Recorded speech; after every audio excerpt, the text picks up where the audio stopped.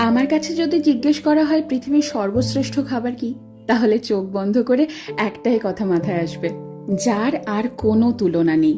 আমরা মধ্যমগ্রাম বাজার গিয়ে একেবারে বর্ষার ইলিশ কিনে এনেছি। একটু নুন আর হলুদ মাখিয়ে সর্ষের তেলে ভেজে নিয়েই সাথে গরম ভাত, কাঁচা লঙ্কা আর ইলিশ মাছ ভাজার তেল। সত্যি কথা বলো, বাঙালির কি আর কিছু লাগে? এই দিয়ে তো পুরো প্লেট খালি। আমার মা যেহেতু স্কুল শিক্ষিকা, তাই অনেক সময় এমন হয়েছে ঘটা করে রান্না করার সময়ই পাইনি। আর সে সময় যদি বাড়িতে ইলিশ মাছ থাকতো, তাহলে এই ইলিশ মাছ ভাজা দিয়ে কত তৃপ্তি করে খেয়ে উঠেছি সবাই। আমার এই বাড়িতে বাবা মা এসেছে, আর সেই তৃপ্তি করে খাওয়ানোর সুযোগটা এবার আমি পেয়েছি।